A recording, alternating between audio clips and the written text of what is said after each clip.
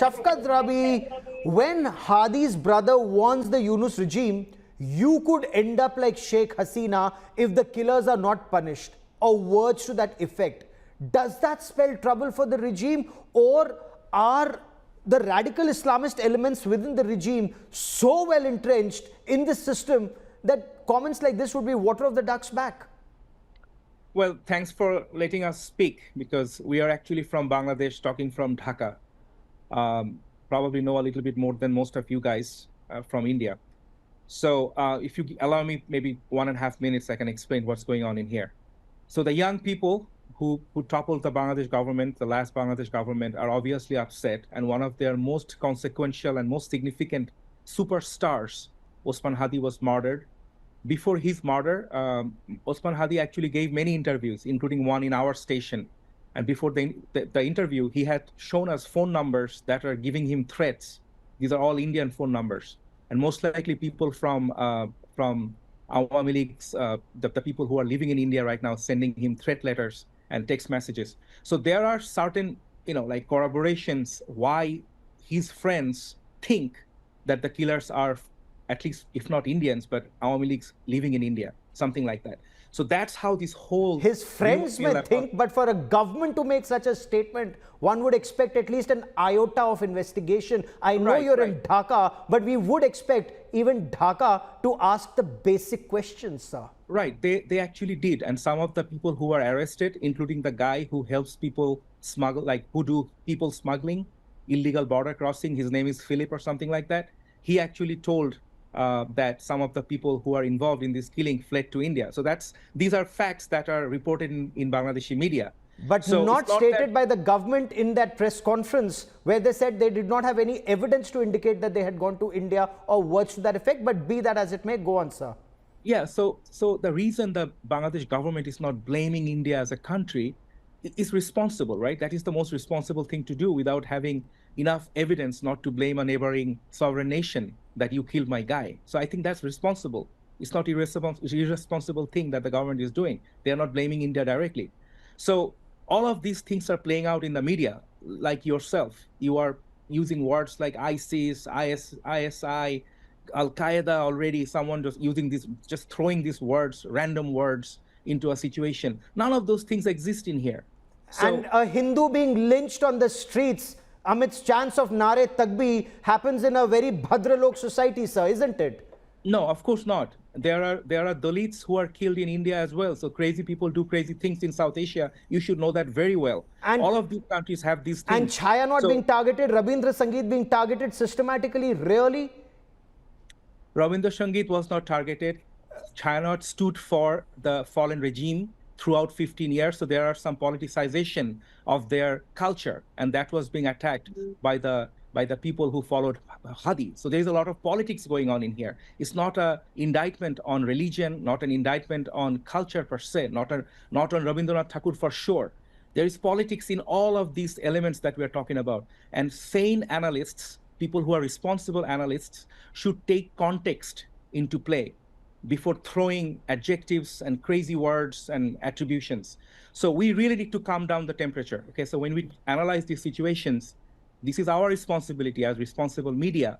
Sir, one just hopes the manner in which a man is lynched on the streets, and there are thousands who are taking videos instead of stopping that lynching, and the manner in which minorities are being systematically persecuted in Bangladesh. And if you think that a Hindu priest can be put in jail without due process of law, and you think that is culture, or that is politics, it is very disappointing. But I will let Ambassador Sikri respond to that on facts, sir. On facts, Ambassador Sikri.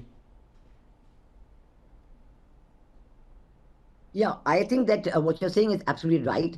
The condition of the minorities in Bangladesh has seriously worsened from 5th of August onwards. Sheikh Hasina's plane had barely left Dhaka that the attacks on the minorities started. Hindus, Buddhists, Christians, Sufis, and Ahmadiyyas, all minorities. And I think it's not been as bad in the last 15 months.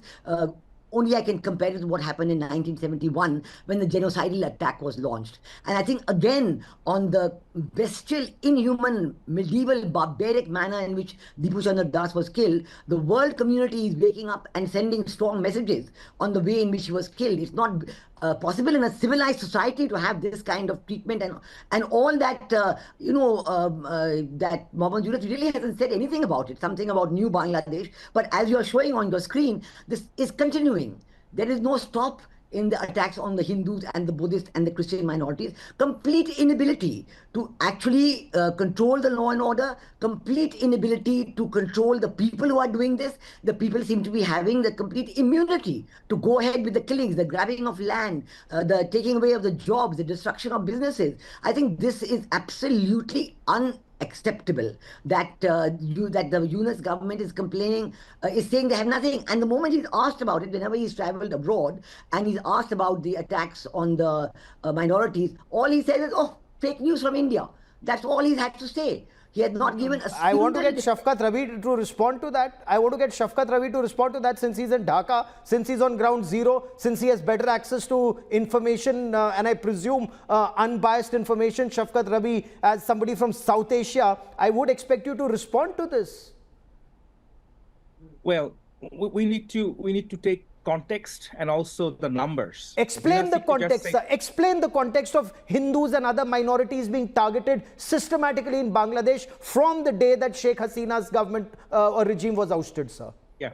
So when you use the word systematic, that means responsible authorities, including the government, major political parties, are targeting Hindus. Can you show me any example from a responsible senior political party member or a leader saying anything against Hindus? There is none.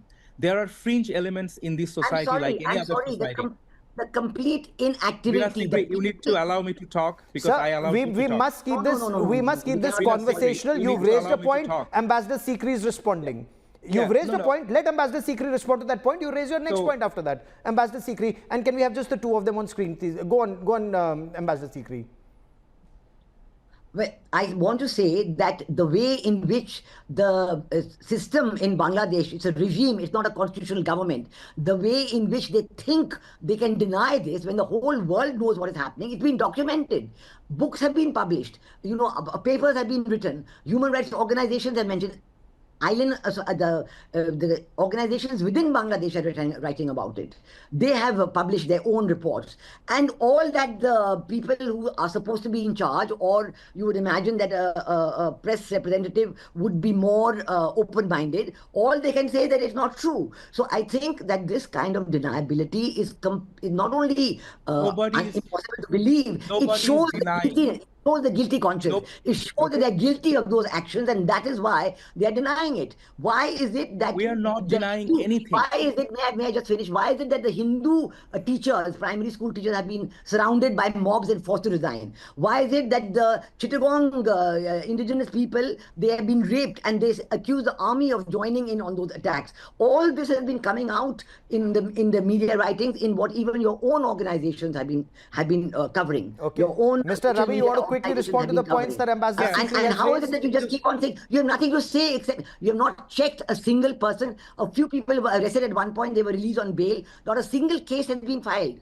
Not a single FIR has been filed. Journalists are in jail for 1 year without FIR. The columnist is saying there's nothing wrong in Bangladesh. I know people who are... And if Bangladesh wants to go down that road, go down that road, sir, good for you. You have to think what's good for your future generations. Right. But go on, sir.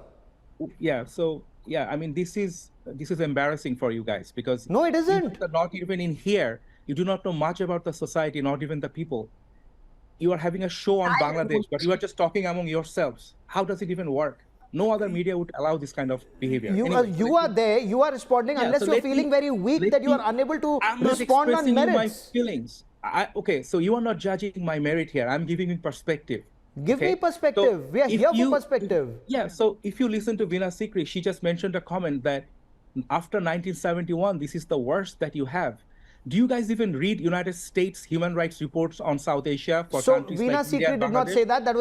That was another guess, but be that as it may, she said that just a moment ago. Are you taking solace in the fact that because it's happening in maybe because it's happening in Pakistan, so it's okay. So it's okay to happen in Bangladesh. You want to go down Pakistan's way.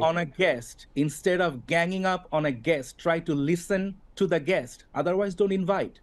You think we are ganging up? I'm asking you questions. You feel free to answer. You are the host and Veena Sikri is another guest. Yes. Two of you guys are ganging up on me without even letting me explain. I'm sorry you're feeling that we are ganging up on you. I'm not feeling it. That would People are watching it. I'm not feeling anything. Sure. So if you allow me 50 seconds to talk, if that's the way you feel, it just shows that you're just feeling cornered because we're asking you questions, sir. You're a journalist. We're asking you questions. Nobody feels cornered by some TV host on Zoom. Okay, nobody feels cornered. I'm in my safety of my own studio, so I'm not feeling cornered. But all I'm trying to tell. Well, I'm glad you're safe in the safety of your studio because Hindus in Bangladesh clearly are not safe. So would you let me explain? Yes. Okay. So all I'm saying right now, you should analyze the situation. Bangladesh is in a post-revolutionary phase right now. A dictatorship has been withdrawn from the country. It fled the country. Veena Sikris of the world blessed that dictatorship. So they have some skin in the game to save that embarrassment for India, because this regime was propped up by officials like Veena Sikri. So you've leveled a personal charge, and that just shows you're feeling so insecure on this broadcast. I've asked you a question about Bangladesh, and you're talking about a former Indian diplomat who's an analyst on the show. So she's talking about. I asked you a question about Hindus being targeted and minorities being targeted in Bangladesh systematically. Inclusive election. She's talking about inclusive election. Which country would not want to see inclusive elections unless Ambassador Sikri wants to respond to you before I bring in other guests on this broadcast. Ambassador Sikri. Why can't there be, you are showing all the visuals on your screen of all the incidents that are happening and you're denying it just like that. I cannot even see your screen. Understand that the voice of all the minority communities, the Hindus, the Buddhists, the Christians, the Sufis and Ahmadiyya, they cannot be quietened like this. They cannot be quietened as one columnist from Bangladesh saying that it's not true. Quiet. Cannot happen Bangladesh like that. Government has when you arrested. know the kind of situation they're living in, the kind of appeals they're sending out, what is happening to them, how they have been deprived of their jobs. University professors have been surrounded and their jobs have been gone away because the mobocracy forces them to resign. You don't know that's happening. You don't know how many people have lost their jobs. And you know how Deepu Chandra Das was handed over to the mob by the factory people. Even the police could not save him.